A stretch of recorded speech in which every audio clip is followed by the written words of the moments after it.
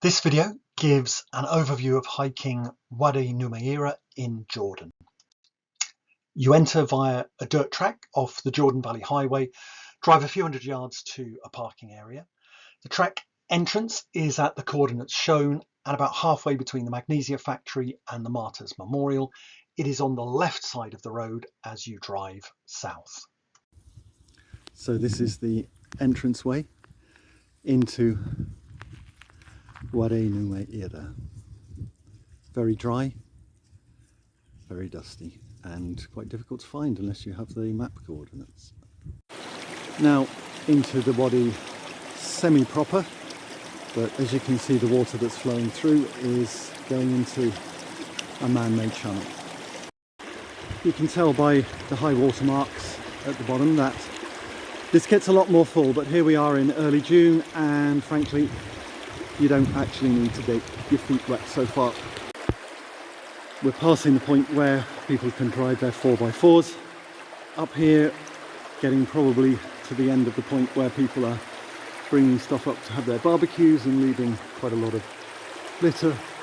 So this is about 15 minutes or so into the Wadi. Even with the water level very low, the canyon's narrowed and there's really no point fanning about anymore trying to keep your feet dry, so walking up the stream it is, sticking to the fast flowing bits of the stream and not thinking at all about schistosomiasis. Now things are really getting exciting. We have a grade 0.005 micro cascade. Hope I'm going to be able to make it up it. Here's the very first hint of greenery, of which I mean there may be more to come. It's more of the same, but the rock formations are just absolutely phenomenal. Okay, at last, here's a proper obstacle. So I thought you'd have to go up the waterfall, but actually very easy just to go up these iron tips. Now that we've got through the, I want to say sandstone, or at least the rocky bits of sandstone, then the Wadi's opening up a bit more, and as a result we've got quite a bit more vegetation. So this has become a very different kind of landscape, and as you can maybe see, that signs that the high water mark goes up very much further than it is at the moment.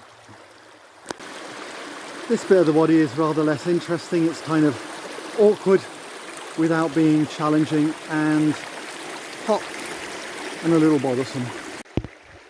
This upper part of the Wadi is only a little less interesting in relative terms because turning every corner leads to new rock formations, new patterns, new views.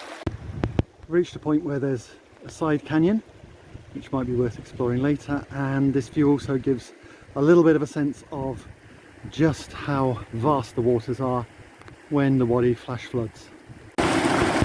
Okay, so it's nothing much, but beggars can't be choosers.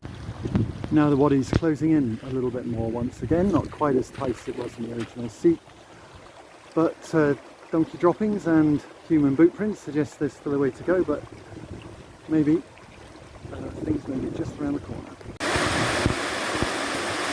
Well, another instance of grade 1 it isn't. This one's about 7 feet tall or so and easy to get up, but nice to have something to scramble up. Now about 2¼ hours into going up the Wadi, there's, you can see there on the left, a pretty sizable side canyon, and the main canyon carries on here. No sign yet of anything specific that's been worth carrying on for.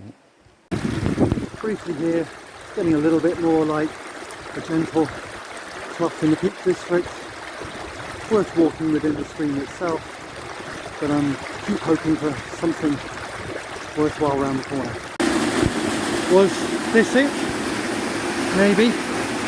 Carry on a bit further, see if there's anything better. There's a major split in the valley. Most of the boot prints seem to go this way, actually off to the right to the smaller element, And I wonder if this might be the explanation why. Looks like a little kind of camping barbecue picnic area. Here's one of the many crabs that inhabit the stream. I'm now about 10 minutes or so up the right hand side valley at the main fork. The stream it's just a trickle really, and looks like it might move quite interestingly up into the mountainside there, but hard to tell and hard going and lots of little bitey insects, so I think I'm not going to take it any further. It's not quite bone tomahawk, but that structure on the top of the cliff there, the fact that I've suddenly come within range of mobile signal, hearing a dog barking, suggests that this is getting somewhere near to civilization. As I say, we're now about maybe 2.5, 2.75 hours up Wadi Numeira. Just for symmetry, I've walked about 10 minutes up the main river. No sign of any footprints here at all. The only thing I could see was some paw prints. Do they have mountain lions here? All of the traffic seems to have gone off in the turning to the right. So I'm assuming nothing's up here and going down. My overall verdict on Wadi Numeira is kind of 6.5, 7 out of 10. Certainly wouldn't do what I did, which has been a 5.5 hour walk, 3 hours in, 2.5 hours back. The seek, the initial part of the walk, is the best bit of it, and I would advise maybe a 1.5 hour walk, going as far as the boulder with the iron staple steps in it, and maybe half an hour beyond that. I don't think there's anything really worth going that much further. Beyond that, the waterfall, the first one and the second one, no, they're not really worth doing. So all in all, probably about a 2.5 hour round trip, hour and a half up, 1 hour back.